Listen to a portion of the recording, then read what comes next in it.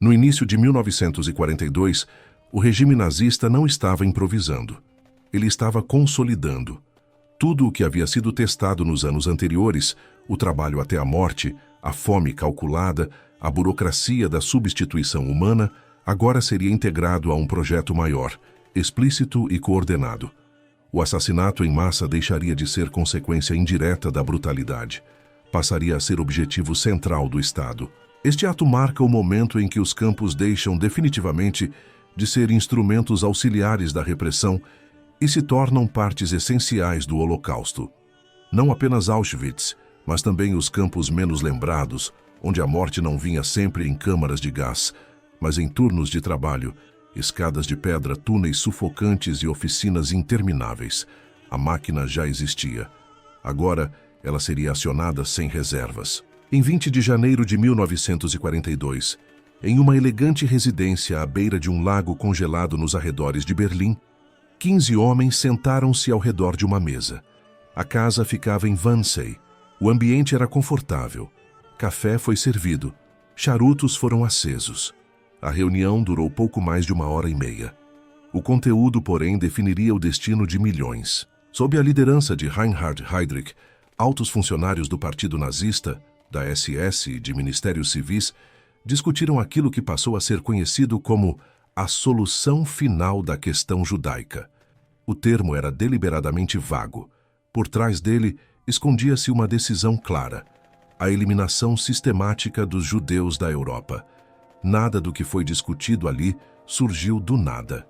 Quando os participantes da conferência se reuniram, o regime já havia experimentado múltiplos métodos de assassinato em massa. Fuzilamentos no leste, fome deliberada de prisioneiros de guerra soviéticos, trabalho forçado até a morte em campos como Mauthausen e Grossrosen. A novidade não era a violência, era a coordenação total. A partir de Wannsee, o assassinato deixou de ser fragmentado. Ele passou a ser organizado como política de Estado. Os campos de extermínio criados especificamente para matar, como Auschwitz, Birkenau, Treblinka e Sobibor, tornaram-se os símbolos mais conhecidos desse plano. Mas eles não operavam isoladamente. Ao seu redor, existia uma rede extensa de campos de concentração e trabalho forçado que desempenhavam um papel complementar e indispensável. Campos como Mauthausen, Grossrosen, Ravensbrück e Neuengamme não foram substituídos pelo novo sistema. Foram integrados a ele. A função desses campos tornou-se dupla. Primeiro, serviam como locais de exploração máxima da força de trabalho. Judeus, prisioneiros políticos, ciganos, prisioneiros de guerra soviéticos e outros grupos considerados indesejáveis eram utilizados até o limite absoluto de resistência física. Segundo, tornaram-se pontos de seleção. Aqueles considerados aptos continuavam trabalhando. Os considerados inaptos eram eliminados por execução, fome deliberada, injeções letais ou, cada vez mais, por gás. Em Mauthausen, isso significou a instalação de uma pequena câmara de gás no porão do crematório, ainda em 1942. Inicialmente utilizada para prisioneiros soviéticos e doentes, considerados incapazes de trabalhar, ela logo passou a receber judeus deportados de diversas partes da Europa. O campo também desenvolveu outro instrumento de morte, o chamado hospital, conhecido entre os prisioneiros como o Revier. Ali, médicos da SS aplicavam injeções de fenol diretamente no coração dos doentes ou simplesmente os deixavam morrer de inanição sob o pretexto de tratamento. Em Grossrosen, a expansão foi ainda mais visível. O campo tornou-se um grande centro de redistribuição de prisioneiros para dezenas de subcampos ligados à indústria. A mortalidade era tão alta que novos transportes eram solicitados continuamente para manter a produção. Em Ravensbrück, o campo feminino passou por uma transformação decisiva. À medida que o número de deportações aumentava, a superlotação tornou-se crônica. Em 1942, começaram seleções sistemáticas. Mulheres consideradas fracas demais para o trabalho desapareciam. Pouco depois, uma câmara de gás seria construída nas proximidades. O que Wannsee fez foi legitimar oficialmente aquilo que já vinha sendo praticado de forma fragmentada. A morte deixou de ser um efeito colateral. Tornou-se um resultado planejado. A partir desse momento, os campos deixaram definitivamente de ser apenas instrumentos de repressão ou exploração. Eles se tornaram engrenagens sincronizadas de um sistema continental de extermínio. A máquina havia sido ligada, e agora ela operaria sem disfarces. Após a conferência de Wannsee, o que mudou nos campos não foi apenas a escala da morte, mas a sua normalização administrativa. O assassinato deixou de ser episódico ou improvisado. Ele passou a ser incorporado à rotina diária, tratado como mais uma função do campo, tão regular quanto a chamada matinal ou a distribuição de tarefas. Em Mauthausen, 1942, marcou uma inflexão visível. A pedreira continuava a ser o centro simbólico do campo, mas já não era suficiente. O trabalho extremo consumia vidas lentamente demais para as exigências do novo sistema. A solução foi complementar o desgaste físico com a morte direta. A pequena câmara de gás instalada no complexo do crematório começou a operar de forma regular. Não havia anúncios. Não havia cerimônia. Prisioneiros eram retirados dos barracões sob o pretexto de exames médicos ou transferência. Nunca retornavam. As seleções tornaram-se parte do cotidiano. Médicos da SS percorriam os blocos observando corpos enfraquecidos. Um gesto de cabeça, um olhar rápido, uma anotação. A decisão era final. Os critérios eram simples. Quem não podia mais trabalhar não precisava mais viver. O chamado Revier, oficialmente um hospital, transformou-se em outro instrumento de morte. Injeções de fenol eram aplicadas diretamente no coração. Outras vezes, o tratamento consistia apenas em deixar o doente sem comida ou cuidados até que o corpo cedesse. Esses métodos não exigiam grandes estruturas. Exigiam apenas rotina, obediência e silêncio. Em Gross Rosen, a lógica seguiu caminho semelhante. O campo tornou-se um grande ponto de triagem. Prisioneiros chegavam em transportes constantes, eram rapidamente classificados e enviados para subcampos ligados à indústria. Aqueles que já chegavam fracos demais eram eliminados quase imediatamente. A pedreira continuava ativa, mas agora operava como parte de um ciclo maior. O trabalho levava ao colapso, o colapso levava à seleção, a seleção levava à morte, e o ciclo recomeçava com novos transportes. Em Ravensbrück, a transformação foi particularmente cruel. O campo feminino passou a receber mulheres judias deportadas de toda a Europa, resistentes capturadas e, cada vez mais, crianças. A superlotação atingiu níveis extremos. As seleções tornaram-se sistemáticas. Mulheres eram obrigadas a se despir diante de médicos da SS, avaliadas como animais. As consideradas inaptas desapareciam. Muitas foram enviadas para uma câmara de gás improvisada nas proximidades do campo. Outras morreram de fome ou doenças deliberadamente não tratadas. Ao mesmo tempo, os experimentos médicos se intensificaram. Jovens mulheres polonesas foram submetidas a infecções deliberadas, cirurgias sem anestesia e mutilações permanentes. Esses crimes eram registrados como pesquisa científica. O que unia todos esses campos era a eficiência burocrática da morte. Não era necessário ódio explícito a cada ato. Bastava seguir o procedimento. Guardas aprendiam rapidamente que cumprir ordens significava ascender na hierarquia. Médicos aprendiam a separar aptos de inúteis em segundos. Administradores calculavam quantos prisioneiros seriam necessários para manter a produção diante da taxa conhecida de mortalidade. Para os prisioneiros, o impacto psicológico foi devastador. A esperança deixou de existir como conceito abstrato. A sobrevivência passou a ser medida em horas. Um sobrevivente de Mauthausen lembraria mais tarde: quando a seleção começou, percebemos que não se tratava mais de castigo. Era uma fila invisível para a morte. O extermínio havia se tornado rotina, e a rotina, mais do que o ódio, é o que sustentava a máquina. À medida que 1942 avançava, uma contradição fundamental começou a se tornar impossível de ignorar dentro do próprio Reich. O sistema de campos, agora plenamente integrado ao Holocausto, estava sendo puxado em duas direções opostas. ambas impostas pelo mesmo regime. De um lado, a SS insistia na lógica ideológica absoluta. Judeus, ciganos, prisioneiros de guerra soviéticos e inimigos políticos eram considerados inimigos biológicos. Sua destruição era vista não apenas como desejável, mas como necessária, independentemente do custo. Do outro lado, a indústria alemã enfrentava uma realidade cada vez mais dura.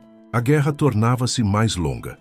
Os bombardeios aliados se intensificavam e a escassez de mão de obra qualificada começava a afetar diretamente a produção militar. Para engenheiros e gestores civis, os prisioneiros dos campos representavam uma reserva indispensável. Essa tensão atravessou todo o sistema. Em Gusen, subcampo de Mauthausen, engenheiros da Messerschmitt reclamavam formalmente da qualidade dos motores de aeronaves montados por prisioneiros famintos. Relatórios apontavam falhas recorrentes, peças mal encaixadas, sabotagens involuntárias causadas por exaustão extrema. A resposta da SS foi direta. Novos transportes. Preservar trabalhadores não era prioridade. Substituí-los era mais simples. Em Grossrosen, a situação era semelhante. Fábricas têxteis, químicas e de armamentos dependiam quase inteiramente de mão de obra prisioneira. Supervisores civis pressionavam por rações ligeiramente maiores, argumentando que isso aumentaria a produtividade. A SS recusava. Alimentar melhor significava prolongar a vida de pessoas destinadas à morte. Essa divergência nunca foi resolvida. Ela foi administrada. A solução prática adotada foi uma porta giratória humana. Prisioneiros trabalhavam até o colapso. Quando já não rendiam, eram eliminados. Novos prisioneiros chegavam para ocupar seu lugar. O sistema aceitava perdas humanas como custo operacional. Em Ravensbrück, essa contradição assumiu contornos particularmente brutais. As oficinas de costura produziam uniformes e equipamentos para a Wehrmacht em ritmo acelerado. As mulheres trabalhavam até desmaiar. Guardas jogavam água fria sobre elas e as obrigavam a continuar. Quando não conseguiam mais, eram selecionadas. Uma sobrevivente lembraria mais tarde. Eles gritavam por mais produção enquanto nos deixavam morrer de fome. A ideologia racial fornecia a justificativa perfeita. Se os prisioneiros eram considerados inferiores, então sua morte não representava uma perda real. Essa crença permitiu que a contradição persistisse sem colapsar imediatamente. Dentro da SS, figuras como Oswald Pohl defendiam que o trabalho deveria ser extraído até o último limite físico. Em diretrizes internas, ele afirmava que cada prisioneiro deveria ser levado ao máximo de sua capacidade produtiva. Os que não acompanhassem esse ritmo deveriam ser eliminados sem custos desnecessários. A linguagem era técnica, a realidade era mortal. Essa política teve um efeito previsível. A mortalidade disparou. Em 1942 e 1943, campos como Mauthausen e Grossrosen registraram números de mortos que ultrapassavam qualquer fase anterior. A produção continuava, mas cada vez mais instável. A indústria reclamava. A SS ignorava. O sistema funcionava, mas estava se corroendo por dentro. Para os prisioneiros, essa tensão se manifestava como uma forma de loucura cotidiana. Eram punidos por não produzir, mas privados das condições mínimas para fazê-lo. Produzir significava sobreviver por mais algum tempo. Produzir demais significava morrer de exaustão. Um prisioneiro tcheco em Grossrosen resumiu essa realidade. As máquinas paravam porque os homens não conseguiam mais levantar os braços. Então, vinham novos homens, e tudo começava de novo. O Reich havia criado uma máquina que não sabia escolher entre explorar e destruir. E ao tentar fazer ambas as coisas simultaneamente, aprofundava ainda mais o abismo. Entre 1942 e 1943, a vida cotidiana dentro dos campos atingiu um nível de brutalidade que já não dependia de eventos extraordinários. Não eram mais necessárias grandes ações para matar. A rotina bastava. Em Mauthausen, o dia começava antes do amanhecer. A chamada reunia milhares de prisioneiros no pátio, independentemente do clima. No inverno, homens enfraquecidos permaneciam imóveis por horas, enquanto o frio penetrava roupas finas e pés descalços. A contagem podia ser repetida várias vezes, não por erro, mas por decisão deliberada dos guardas. A seguir vinha a marcha até a pedreira, ou até os túneis. O ritmo era imposto a gritos. Quem caía era espancado. Quem não conseguia se levantar era arrastado para fora da fila. Muitos não voltavam. Na pedreira, o trabalho seguia um padrão mecânico: extrair, carregar, subir. Os 186 degraus da escadaria de pedra transformavam cada subida em um teste físico extremo. Guardas forçavam corridas. Um tropeço podia derrubar vários homens. Alguns eram empurrados deliberadamente do penhasco, a chamada parede do paraquedista. Esses atos não eram exceções. Eram parte do método. Em Gross Rosen, o som dominante era o da pedra sendo quebrada. Picaretas, carroças rangendo, gritos constantes. Prisioneiros trabalhavam até que as mãos deixassem de responder. Aqueles que caíam repetidamente eram considerados inúteis. Alguns eram fuzilados no local, outros desapareciam após seleções silenciosas. Em Ravensbrück, a rotina assumia outra forma, mas não menos destrutiva. As mulheres trabalhavam em oficinas de costura sob luzes intensas, repetindo os mesmos movimentos por 12, 14, às vezes 16 horas. O ritmo das máquinas nunca cessava. Qualquer desaceleração era punida. Guardas espancavam mulheres que desmaiavam sobre as mesas. Outras eram enviadas para blocos de punição, onde a fome e o isolamento faziam o resto. Aquelas consideradas incapazes de continuar trabalhando eram selecionadas. A higiene era inexistente. Piolhos infestavam roupas e corpos. Doenças como tifo e disenteria espalhavam-se rapidamente. O tratamento médico era mínimo, quando existia. Na maioria dos casos, a doença era apenas outro critério de eliminação. Em todos os campos, a alimentação seguia o mesmo padrão: fome crônica. Uma concha de sopa rala, um pedaço de pão duro, calorias insuficientes para sustentar o esforço exigido. A SS entendia bem esse desequilíbrio. Ele garantia que poucos sobreviveriam por muito tempo. Nesse ambiente, a psicologia dos prisioneiros mudou profundamente. A ideia de futuro desapareceu. O tempo passou a ser vivido em fragmentos: sobreviver à chamada, sobreviver ao turno de trabalho, sobreviver à noite. Ainda assim, mesmo nesse cenário, pequenas formas de resistência persistiam. Em Mauthausen, prisioneiros espanhóis compartilhavam comida e sussurravam canções de sua terra. Em Gross Rosen, grupos clandestinos tentavam preservar um mínimo de solidariedade. Em Ravensbrück, mulheres trocavam bilhetes escondidos em cestos de roupa. Esses gestos não derrubavam o sistema, mas impediam algo igualmente importante: o apagamento total da humanidade.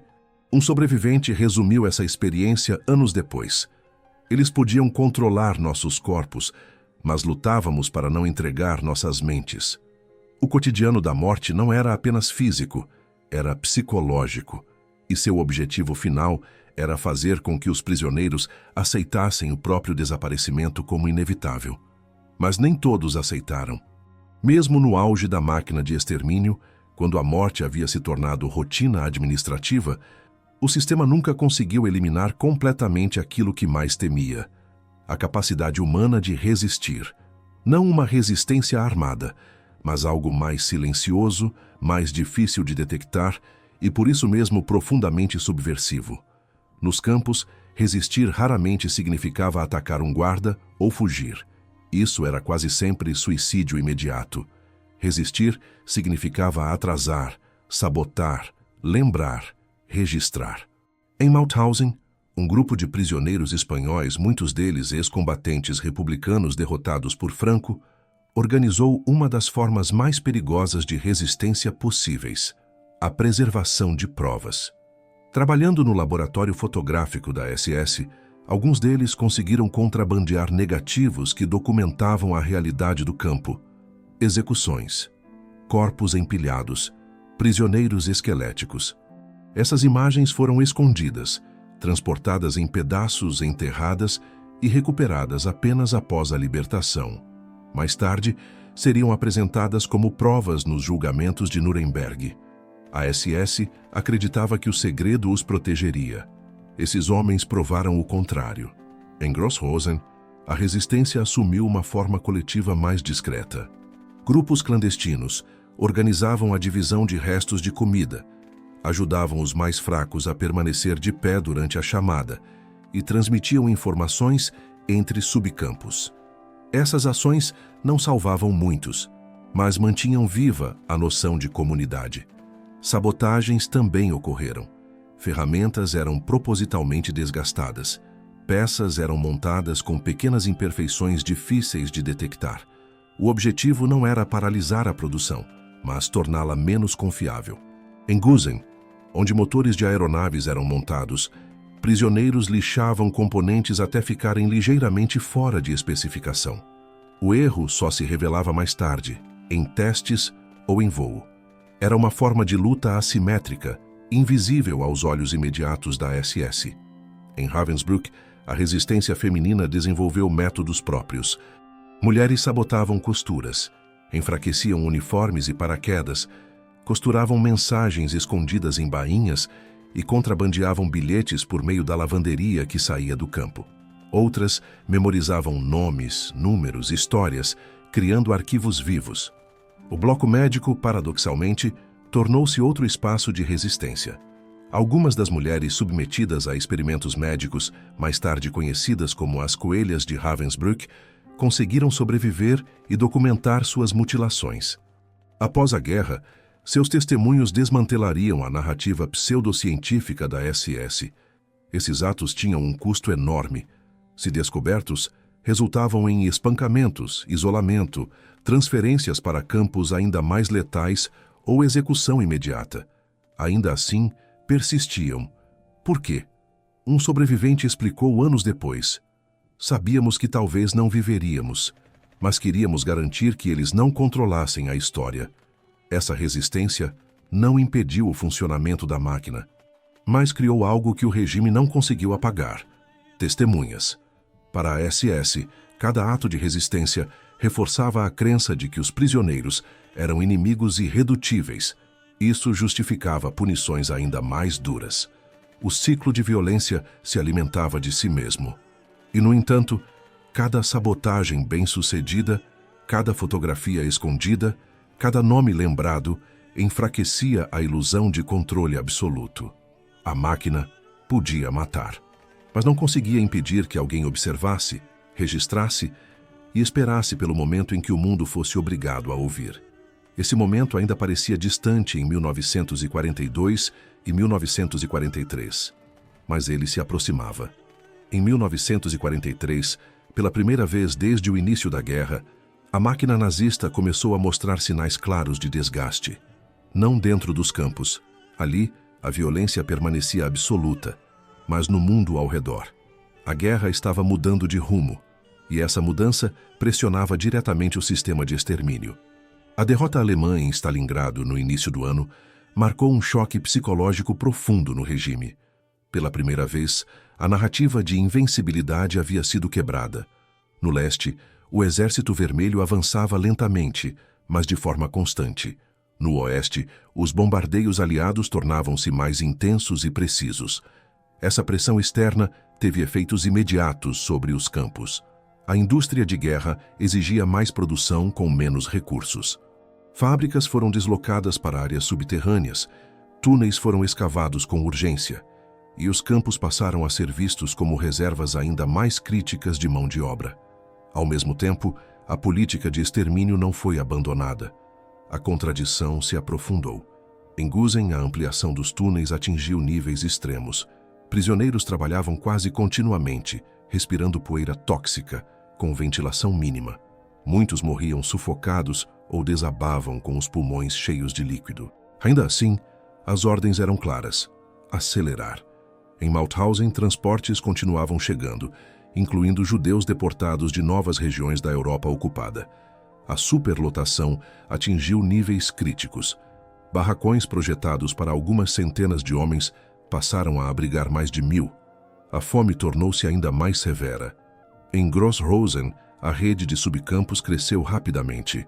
Cada novo local exigia prisioneiros. A solução era simples: intensificar deportações. A morte era aceita como custo inevitável. A SS começou a perceber algo inquietante. O sistema estava consumindo trabalhadores mais rápido do que podia substituí-los. Relatórios internos apontavam quedas reais de produtividade, mas admitir isso significaria reconhecer o fracasso da própria lógica ideológica. A resposta foi previsível: mais violência. Punições tornaram-se mais frequentes, seleções mais rápidas, execuções mais arbitrárias. O medo era usado como substituto da eficiência. Em Ravensbrück, as condições deterioraram-se drasticamente. A chegada de mulheres deportadas após levantes e operações de repressão ampliou a superlotação. Doenças espalhavam-se sem controle. A SS respondeu não com tratamento, mas com eliminações. Ainda assim, sinais de colapso tornavam-se visíveis. Guardas desertavam ou tornavam-se imprevisíveis. Alguns afrouxavam a disciplina. Outros compensavam o medo com brutalidade extrema. A coerência do sistema começava a rachar. Para os prisioneiros, essas fissuras eram percebidas de forma ambígua. O aumento do caos trazia mais risco, mas também pequenas brechas. Alguns conseguiram sobreviver porque o controle absoluto já não era possível em todos os lugares, o tempo todo. Um sobrevivente de Mauthausen lembraria: eles ainda tinham poder sobre nossas vidas, mas já não tinham certeza do futuro. Isso mudava tudo. Em 1943, a máquina do extermínio não parou, mas deixou de operar com a confiança absoluta dos anos anteriores. A guerra estava se aproximando dos campos, e quando a guerra se aproxima, até os sistemas mais brutais começam a tremer. Em meados de 1943, o sistema de campos atingiu um ponto extremo. A combinação de guerra prolongada, exigências industriais crescentes e fanatismo ideológico produziu um resultado previsível. A mortalidade explodiu, não como acidente, mas como consequência direta de decisões conscientes. Nos campos, a lógica tornou-se brutalmente simples. Quando a produtividade caía, a resposta não era preservar vidas, mas eliminar mais rápido. Em Mauthausen, os registros internos mostram um aumento drástico de mortes ao longo de 1943. A pedreira continuava ativa, mas já não era suficiente para absorver o fluxo constante de deportações. A câmara de gás passou a operar com mais frequência. Doentes, exaustos, feridos, todos eram encaminhados em seleções cada vez mais rápidas. A chamada parede do paraquedista tornou-se palco de assassinatos quase cotidianos. Guardas empurravam prisioneiros do penhasco sob o pretexto de acidentes de trabalho. Não havia investigação. Não havia registros individuais. Em Grossrosen, o quadro era semelhante. A pedreira funcionava como um funil de morte.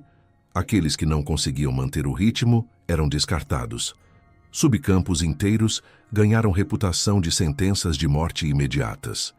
Os próprios prisioneiros passaram a usar nomes como moinho de ossos para descrever certos locais. A rede crescia, mas a vida útil de cada prisioneiro diminuía. Em Ravensbrück, 1943, marcou um dos períodos mais letais do campo. A superlotação atingiu níveis insustentáveis. As seleções tornaram-se mais frequentes. Mulheres eram retiradas dos barracões em grupos, muitas vezes à noite, para nunca mais retornar. A fome era absoluta. Algumas mulheres desmaiavam sentadas nas máquinas de costura. Outras morriam dormindo. Os experimentos médicos também se intensificaram. Para a SS, corpos humanos tornaram-se material de teste em escala quase industrial. Infecções deliberadas, mutilações e esterilizações eram realizadas com frieza clínica. Esses crimes não eram desvios.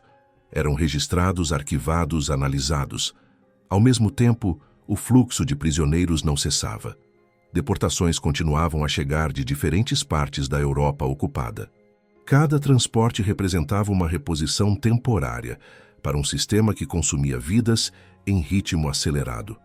A SS acreditava que intensificar a violência resolveria seus problemas, mas, na prática, produzia o efeito oposto. A mortalidade crescente desestabilizava a produção. A indústria reclamava mais alto. Sabotagens, voluntárias ou involuntárias, aumentavam. A coerência administrativa começava a se romper sob o peso do próprio fanatismo.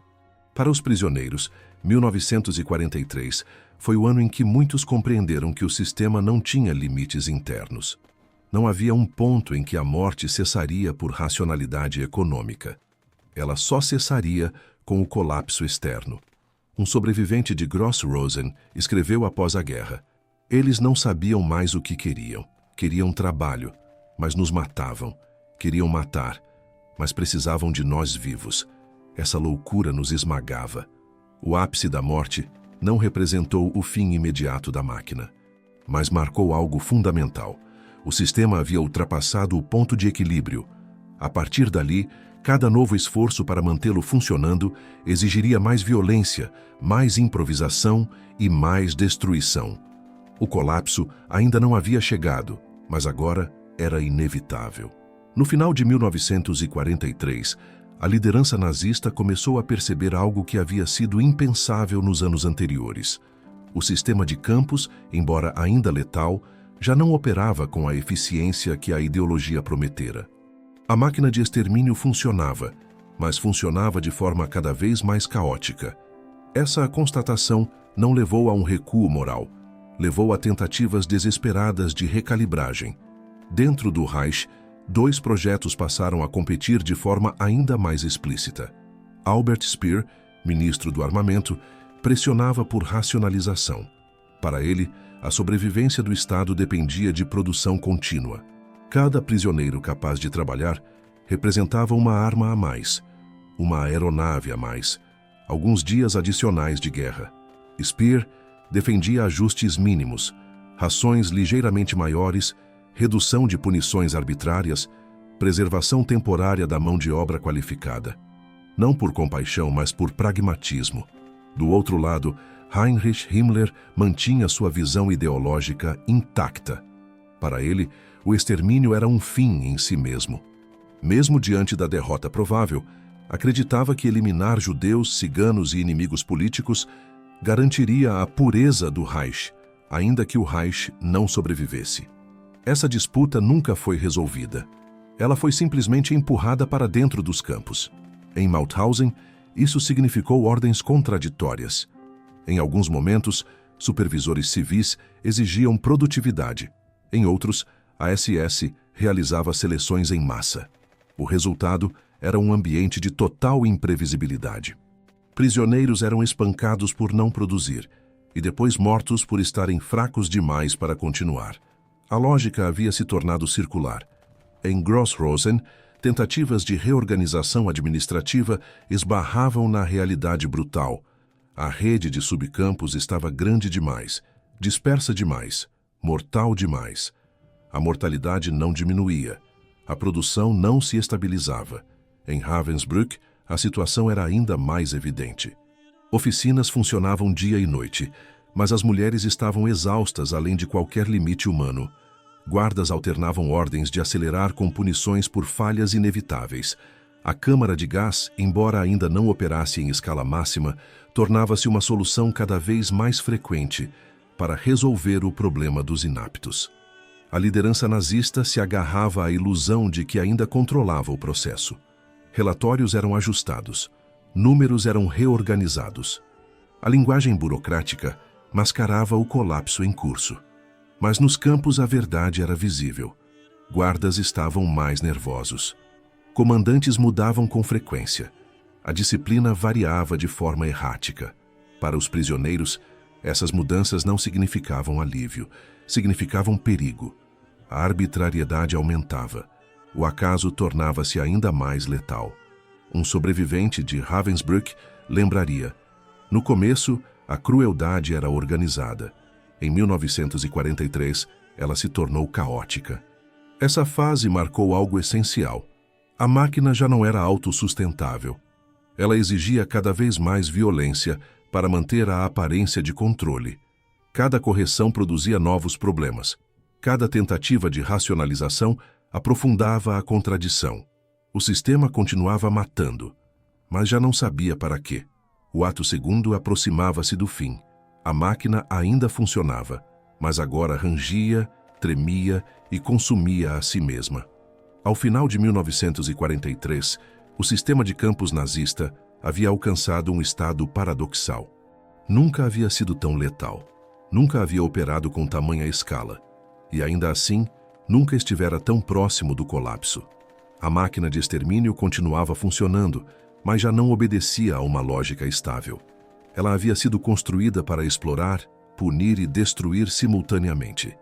Em tempos de avanço militar, essa contradição podia ser mascarada. Sob pressão, tornava-se insustentável.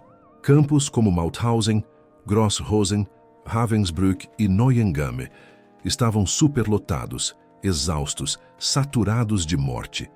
A taxa de mortalidade era tão alta que a reposição constante de prisioneiros tornava-se logisticamente difícil. O sistema começava a devorar mais rápido do que podia ser alimentado.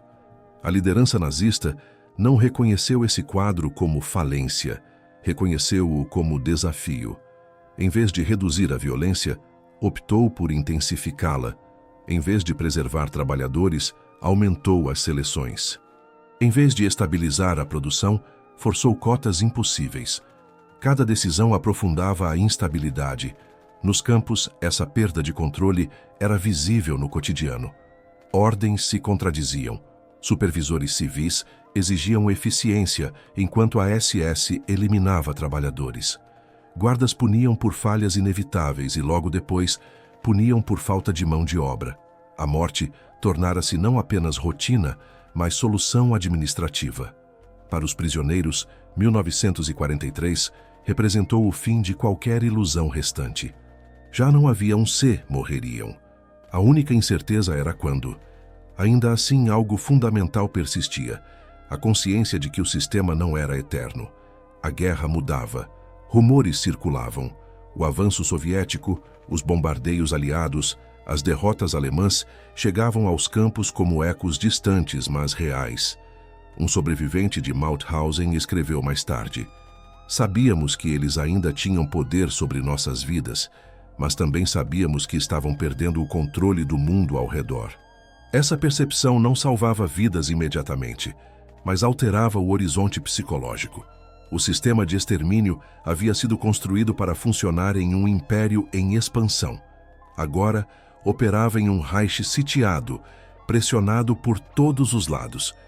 Cada campo tornava-se não apenas um local de morte, mas um problema a ser administrado em um cenário de derrota iminente. O ato segundo se encerra aqui, no momento em que a máquina, criada para destruir milhões, revela sua fragilidade interna. Ela ainda matava, mas já não podia se sustentar indefinidamente. O que viria a seguir não seria um desmantelamento ordenado, seria o caos, evacuações improvisadas, marchas da morte, assassinatos apressados, tentativas desesperadas de apagar provas e, ao final, a libertação, não como redenção imediata, mas como o início de um silêncio pesado, traumático e profundamente político. A máquina havia sido construída com precisão. Seu fim seria marcado pela desordem.